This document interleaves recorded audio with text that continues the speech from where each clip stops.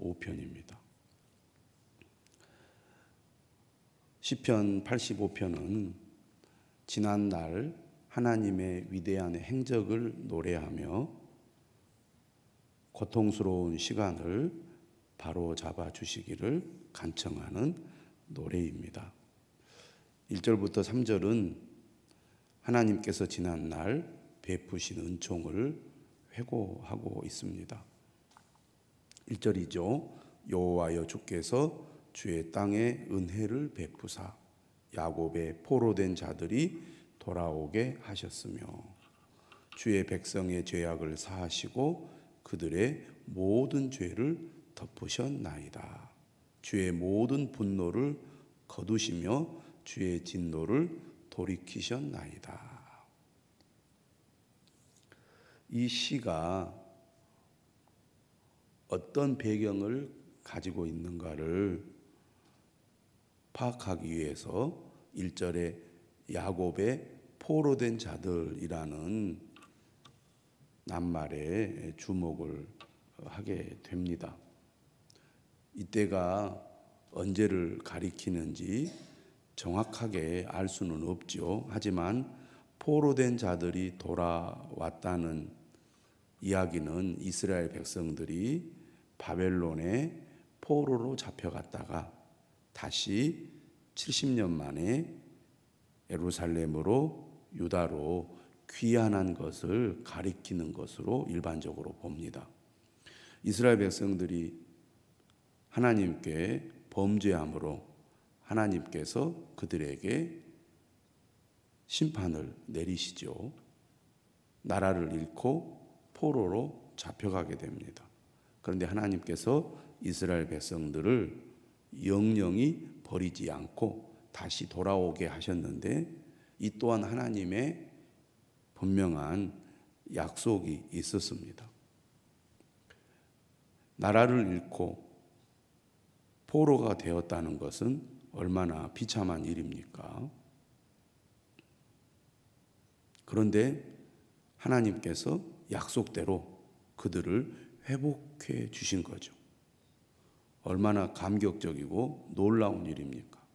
다시는 돌아올 수 없을 것이라고 생각했는데, 다시는 회복되지 않을 것이라고 생각했는데 하나님께서 기적적으로 이스라엘 백성들을 고국으로 돌아오게 하셨으니 얼마나 놀라운 은혜입니까? 그런데 1절에 보니까 이 모든 것이 하나님의 은혜라고 말하고 있습니다. 다시 말하면 스스로의 힘으로는 돌아올 수 없고 회복할 수 없는데 하나님께서 은혜를 베푸셔서 야곱의 포로된 자들이 돌아오게 하셨다는 것입니다. 1절에 보면 주의 땅이라는 표현을 사용하고 있습니다. 젖과 꿀이 흐르는 가나안 땅은 약속의 땅이죠. 하나님이 주신 땅입니다. 하나님의 소유죠. 그런데 이스라엘 백성들이 하나님께 범죄함으로 그 땅에서 쫓겨나게 된 겁니다. 그런데 그 땅의 주인이신 하나님께서 이스라엘 백성들을 긍휼히 여기사 다시 주의 땅으로 돌아오게 하신 거죠. 하나님께서 이스라엘 백성들을 포로의 삶에서 돌아오게 하셨다는 것은 곧 하나님께서 그의 백성들의 죄악을 사하셨다는 것을 의미합니다. 주의 백성의 죄악을 사하시고 그들의 모든 죄를 덮으셨나이다. 2절에 이렇게 말씀하잖아요. 하나님께서 돌아오게 하신 것, 회복시킨 것은 그의 백성들을 용서해 주셨다는 것이고 그의 모든 죄를 덮으셨다는 것을 의미합니다. 하나님께서 이스라엘 백성들을 포로로 잡혀가게 한 것은 그들의 계속된 범죄에 하나님이 분노하셨기 때문이죠. 3절은 이렇게 말합니다. 주의 모든 분노를 거두시며 주의 진노를 돌이키셨나이다. 죄는 하나님을 분노하게 만들고 하나님의 분노가 쌓여서 진노가 땅에 임함으로 심판을 받게 되는 겁니다. 언약의 백성이라 할지라도 하나님께 범죄한 이스라엘 백성들은 모든 것을 다 잃고 포로로 잡혀갈 수밖에 없었습니다. 그런데 하나님은 이스라엘 백성들을 포로로 잡혀가게 하신 이유가 그들을 완전히 버리셨기 때문이 아니라 그들을 죄로부터 돌이키게 하셔서 회복시키기 위하여 그렇게 하신 거죠.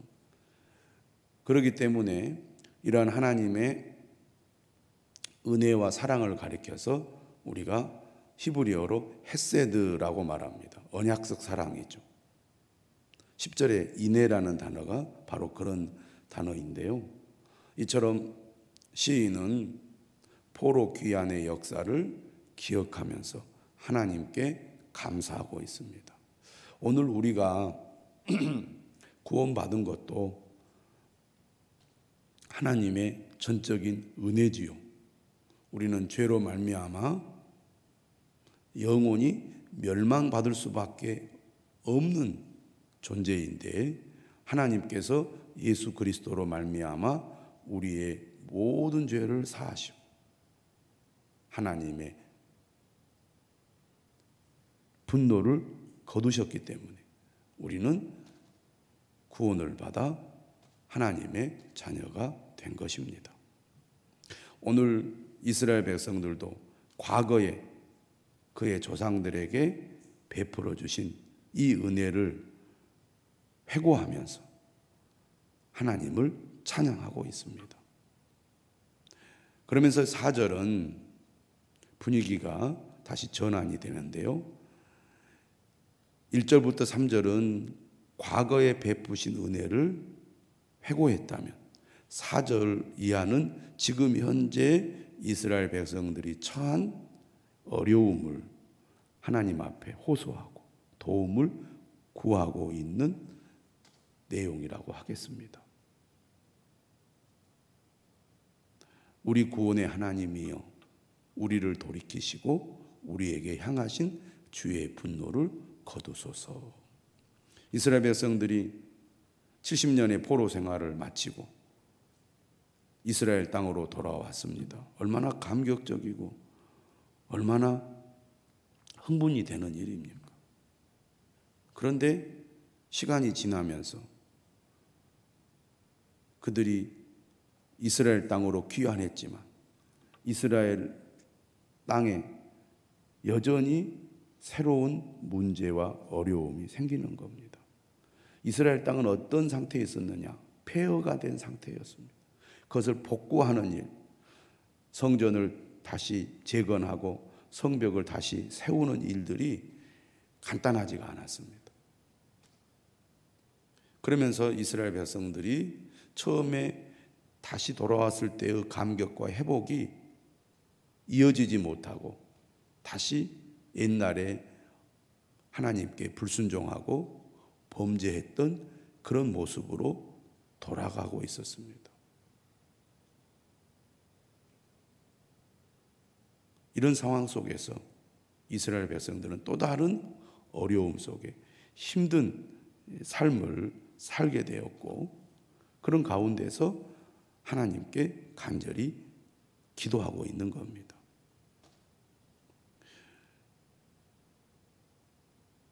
오절에 이렇게 얘기하죠. 주께서 우리에게 영원히 노하시며 대대에 진노하시겠나이까. 포로에서 돌아온 이스라엘 백성들의 현실이 매우 힘들고 어려울 뿐만 아니라 그 기간이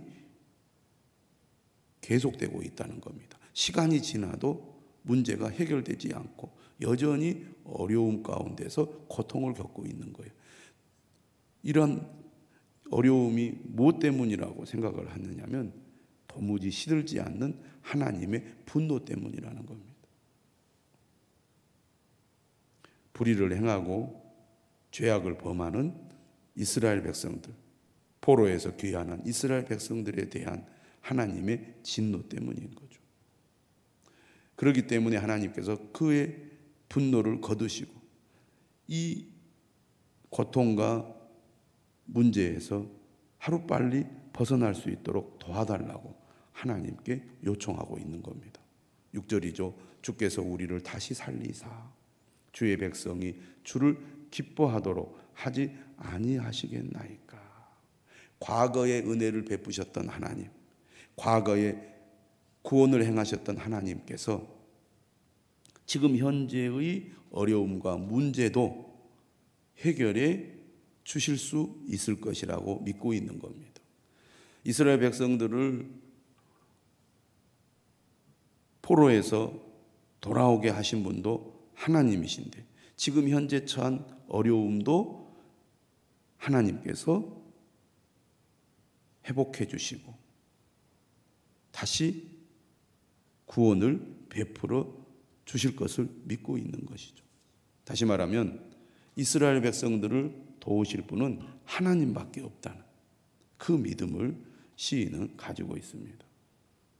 생명을 회복시키는 분이 하나님이시라는 거죠.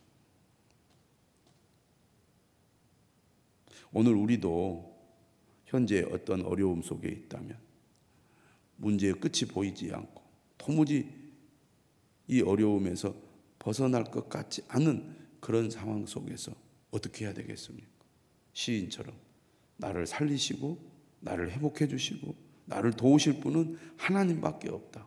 이 믿음을 가져야 됩니다. 그래야 계속된 어려움 속에서도 우리가 포기하지 않고 절망하지 않게 됩니다.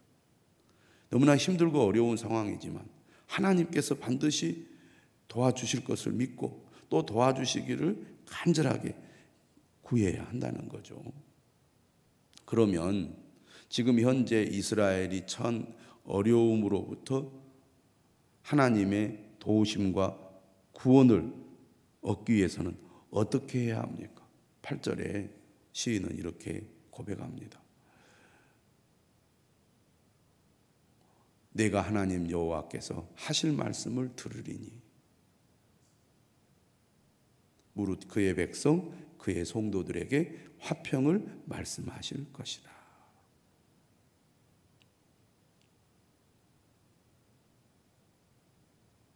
하나님의 구원, 하나님의 도우심을 받기 위해서 무엇보다도 하나님의 백성들이 하나님의 말씀을 들어야 한다는 것입니다. 통제하기 어려운 상황보다 더 곤혹스럽게 하는 것은 통제되지 않는 우리 자신이라는 거죠. 기근으로 메마른 땅보다 더 심각한 것은 메마른 나의 마음이라는 겁니다. 문제의 원인은 하나님의 백성들에게 있습니다. 하나님의 백성들의 마음이 하나님으로부터 멀어져 있고 하나님의 뜻과 반대의 방향으로 서 있기 때문에 이스라엘 백성들의 상황은 더욱 악화되고 있는 것입니다. 그러므로 무엇보다도 이 문제에서 벗어나 하나님의 구원을 받으려면 하나님의 말씀에 귀를 기울여야 한다는 것입니다. 구원의 시작은 하나님의 말씀을 듣는 것으로부터 시작됩니다. 우리가 진정으로 회복되고 진정으로 하나님의 은혜와 도우심을 받으려면 하나님의 말씀에 귀를 기울여야 합니다. 그의 말씀을 들어야 한다는 거죠. 은혜에서 멀어진 사람의 특징은 하나님의 말씀을 듣지 않으려고 하는 것이죠. 여러분, 우리가 상대방의 말에 귀를 기울인다는 것, 경청한다는 것은 상대방을 존중한다는 것을 의미합니다. 우리가 관계를 회복하고 좋은 관계를 맺으려면 무엇보다도 상대방의 말에 귀를 기울이고 경청해야 되죠. 귀를 기울인다, 경청한다는 것은 그를 존중한다는 것입니다. 그를 향한 존경의 마음이 있다는 거죠. 왜 우리가 좋은 관계를 맺지 못하고 관계 회복이 되지 않습니까? 존중하는 마음, 존경하는 마음이 없기 때문이죠. 하나님을 향해서도 마찬가지입니다. 밑에 뭐라고 말합니까? 진실로 그의 구원이 그를 경외하는 자에게 가깝다고 그랬어요. 하나님을 경외하는 자에게 구원이 임한다는 겁니다. 하나님을 경외하는 자에게 하나님의 은혜와 도우심을 받을 수 있다는 얘기입니다. 그러면 진정으로 하나님을 경외하는 자는 어떤 사람입니까? 하나님의 말씀에 귀를 기울이는 사람입니다. 하나님의 말씀을 진심으로 듣는 사람이죠. 그가 하나님을 존중하는 사람이고 존경하는 사람이라고 하겠습니다. 하나님을 경외하는 사람이라는 거죠. 오늘 시인은 특별히 하나님의 말씀에 귀를 기울이려는 이유가 하나님께서 그의 백성, 그의 성도들에게 화평을 말씀하실 것이라고 믿기 때문입니다. 그들은 지금 불안한 상태,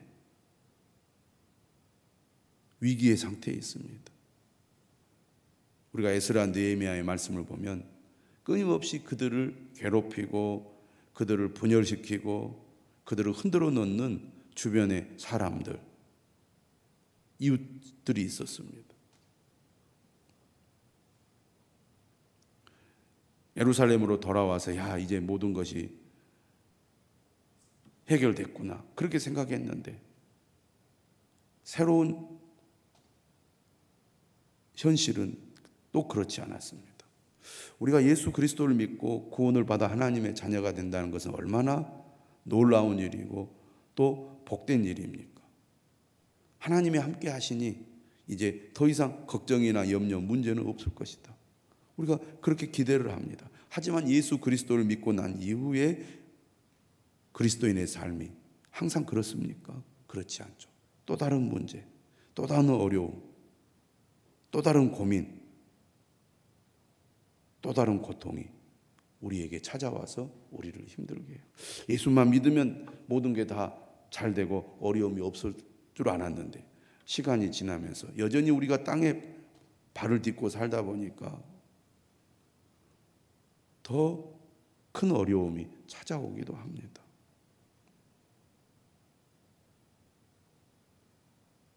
이스라엘 백성들도 지금 그런 현실에 맞닥뜨려 있습니다.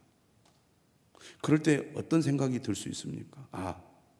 다시 옛날의 방법을, 옛날의 방식을 쫓아가면 되지 않을까? 그런 유혹을 받게 됩니다. 하나님의 말씀을 듣고 그 길로 가야 되는데 유혹을 받게 되고 흔들리게 되는 거죠. 그래서 오늘 시인은 말합니다. 그들은 다시 어리석은 대로 돌아가지 말지로다.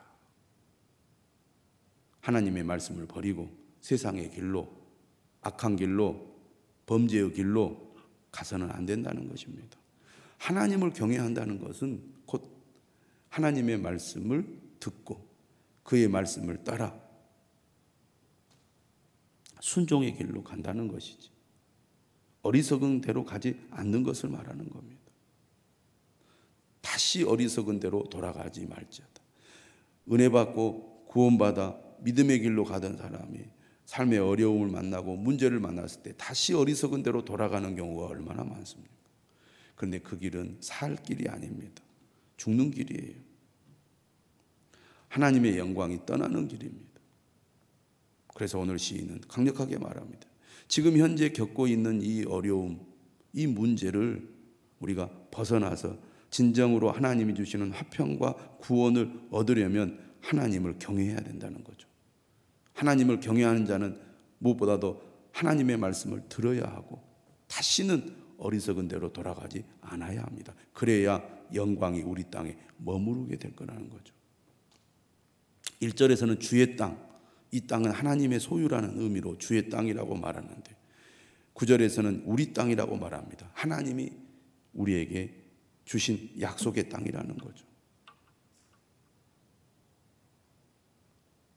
이처럼 시인은 진정으로 하나님의 구원이 임하기 위해서 어떻게 해야 된다고 분명하게 말함으로써 우리가 가야 할 길이 무엇인지를 가르쳐주고 있습니다. 그렇게 될 때 어떻게 될 거라고 시인은 말합니까? 10절에 인애와 진리가 같이 만나고 의와 화평이 서로 입맞추었으며 진리는 땅에서 솟아나고 의는 하늘에서 굽어 보도다. 인애와 진리, 의와 화평은 바로 이스라엘의 완전한 회복을 표현하는 종말론적인 언어라고 하겠습니다. 이것은 하나님의 핵심적인 속성과 성품을 반영하는 거죠. 인애는 아까도 말했듯이 헤세드라는 히브리어 단어입니다. 언약적인 사랑을 가리키는 거죠. 진리는 에메트라는 히브리어 단어인데요, 신실함과 진실함을 가리킵니다. 하나님은 사랑이 많으실 뿐만 아니라 신실하신 분이시죠. 우리를 진리로 인도하시는, 진리가 되시는 분이죠. 의와 화평은 무엇을 말합니까? 의는 정의를 가리키는 거고 화평은 평화를 가리키는 겁니다.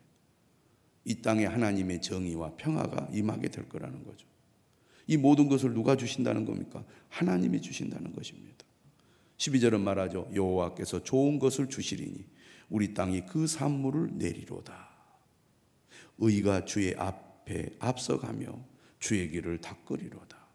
하나님을 의지하고 하나님의 말씀을 붙들고 그의 말씀을 따라갈 때 하나님께서 이러한 은혜와 복을 내려 주실 거라는 겁니다. 이스라엘을 온전하게 회복해 주실 거라는 거죠. 오늘 우리의 현실도 마찬가지입니다. 여전히 불안하고 문제가 많습니다. 예수님을 믿고 구원받아 하나님의 자녀가 되었지만 오늘 우리의 현실은 결코 쉽지 않습니다. 삶은 여전히 어렵고 늘 문제가 계속 우리에게 생겨나고 있습니다. 그러나 진정으로 우리를 도우시고 이 어려움과 문제로부터 우리를 구원해 주실 분은 하나님밖에 없음을 우리가 굳게 믿어야 되겠습니다. 그리고 이런 어려움으로부터 우리가 벗어나기 위하여 하나님의 말씀에 귀를 기울이고 어리석은 대로 다시는 돌아가지 말아야 할 것입니다. 그러면 반드시 하나님께서 모든 것을 회복해 주시고 도와주실 줄 믿으시기를 바랍니다. 이 아침에 하나님